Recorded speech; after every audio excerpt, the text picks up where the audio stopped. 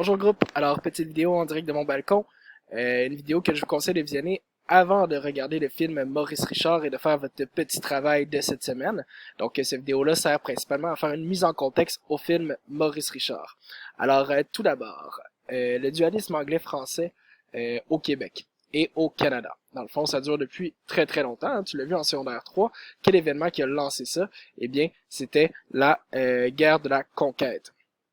D'accord, dont la bataille la plus connue, la bataille des plaines d'Abraham, où les Français avaient, de façon plus officielle, perdu et avaient dû léguer le territoire de la Nouvelle-France aux mains des Anglais.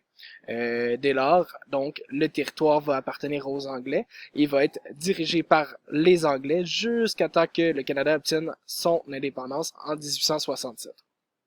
On a ici, juste à côté, quelques constitutions que le territoire a connu jusqu'à la loi constitutionnelle de 1867, justement. Ces constitutions-là soit enlevaient ou redonnaient des droits aux Canadiens français, mais chose sûre, c'est qu'elle opposait toujours les Français aux Anglais, donc il y a toujours eu cette dualité-là qui a existé au pays. C'est une dualité que on va voir qui va être très très représentée dans le film Maurice Richard. Ensuite, l'influence morale et culturelle de l'Église catholique. On se rappelle que l'Église catholique, qui était encore très influente tout au long de la période du film, d'accord? Donc, elle va contrôler le système d'éducation, contrôler le système de la santé, va influencer les grandes mœurs et le rythme de la vie des gens. C'est juste à partir des années 1960-70 que le catholicisme va perdre en importance, d'accord? Mais il faut garder en tête qu'on n'est pas là encore dans le film Maurice Richard. Ensuite de ça, la deuxième phase d'industrialisation est le mouvement syndical. Donc, on se rappelle, première phase d'industrialisation, l'énergie, c'était principalement le charbon. Ça se faisait à la ville et les secteurs de production, mais c'était surtout par rapport aux matières premières et l'industrie du textile, le tabac, etc., etc. Dans la deuxième phase d'industrialisation, on va voir apparaître le capitalisme de monopole. On va assister à la formation de très grandes entreprises qui contrôlent des secteurs entiers de l'économie et l'État, donc le gouvernement, va devoir réglementer tout ça. Ce capitalisme de monopole-là, c'est quoi en gros, hein, le capitalisme, on se rappelle, c'est une poignée de gens qui possèdent beaucoup d'argent, des capitaux, et qui vont être décidés de les investir pour pouvoir produire quelque chose. Les gens qui possédaient les capitaux à l'époque, c'était surtout des Canadiens anglais ou des Anglais qui venaient même pas du Canada, en fait. C'est ce qu'on va voir aussi dans Maurice Richard. Notre deuxième phase d'industrialisation, les sources d'énergie qui vont être utilisées, c'est le pétrole et l'électricité. L'électricité va d'ailleurs donner lieu à de nouveaux moyens de transport qu'on va pouvoir apercevoir dans le film aussi. Le marché visé, ça va être les marchés internationaux, surtout les États-Unis, et l'argent va provenir des États-Unis d'ailleurs. On va produire des pâtes et papiers, de la minerie, produits chimiques, et on va traiter les minerais. Vous essaierez de voir dans le film sur quoi travaille Maurice Richard lorsqu'il travaille dans des industries. Qui dit deuxième phase d'industrialisation, on va dire aussi le mouvement syndical.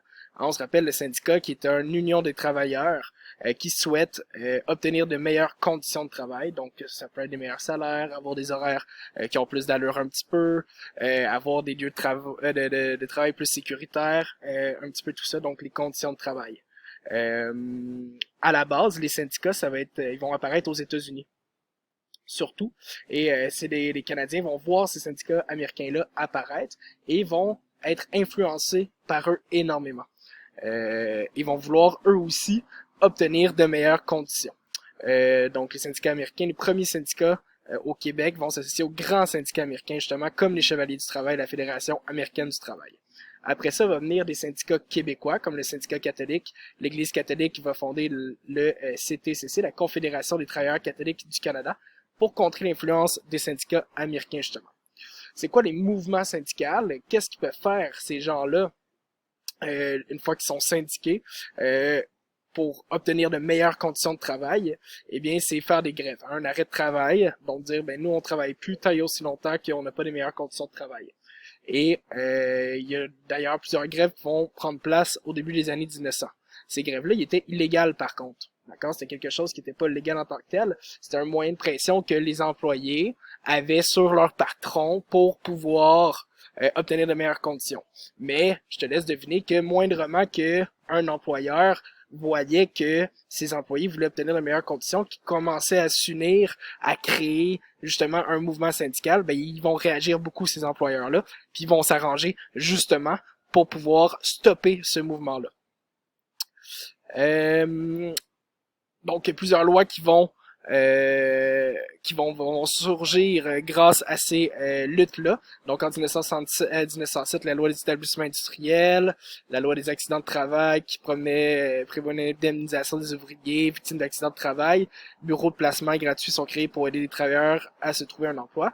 C'est tous des ancêtres en fait de la CNESST qu'on a aujourd'hui. Donc là, tu as pas mal toutes les bases qu'il te faut pour pouvoir visionner le film Maurice Richard. Je souhaite un bon visionnement, profite bien du film et réponds aux petits questionnaires que tu as sur ton Google Doc par la suite à partir de Classroom. Si tu as des questions, tu peux me les poser, ça va me faire plaisir de te donner un coup de main. Bon film!